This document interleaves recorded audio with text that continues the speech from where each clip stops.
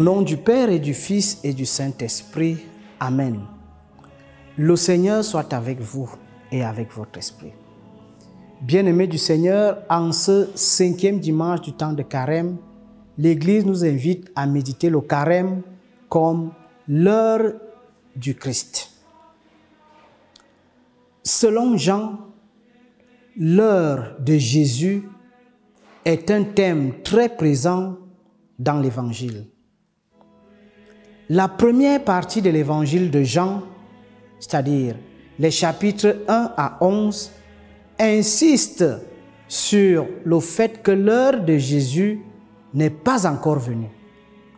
En effet, le narrateur et Jésus lui-même soulignent à plusieurs reprises que son heure n'est pas encore venue. Avec le chapitre 12, dont est tiré notre passage de l'Évangile, l'évangéliste dit maintenant que l'heure est venue. L'heure désigne parfois une courte période dans le temps chronologique, c'est-à-dire 60 minutes dans une journée. L'heure de Jésus se réfère plus largement et même métaphoriquement à l'événement culminant de la mort et surtout de la résurrection de Jésus, que le 4e évangile appelle aussi sa glorification. Jean 12, chapitre 23. Paradoxalement, l'heure de la mort du Christ sur la croix est en même temps sa plus grande humiliation et sa plus grande glorification. Jean 12, verset 23 et verset 27.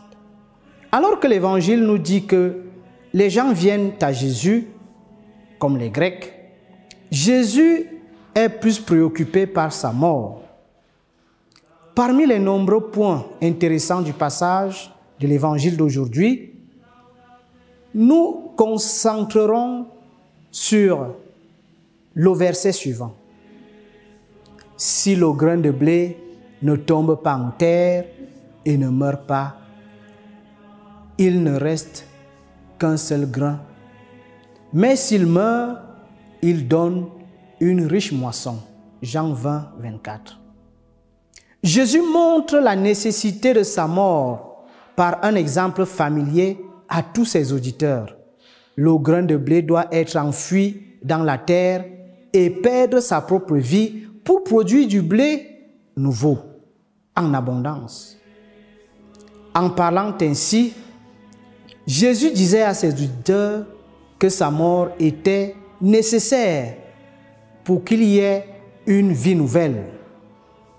On peut appeler cela une loi de sacrifice, ce qui signifie que l'on ne peut pas accéder à une vie supérieure qu'en mourant à une vie inférieure.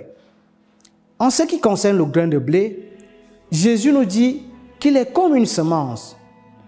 Regardons sa vie. Jésus a dû mourir et être enseveli dans la terre pendant 3 jours, puis le dimanche de Pâques, ressuscité glorieux.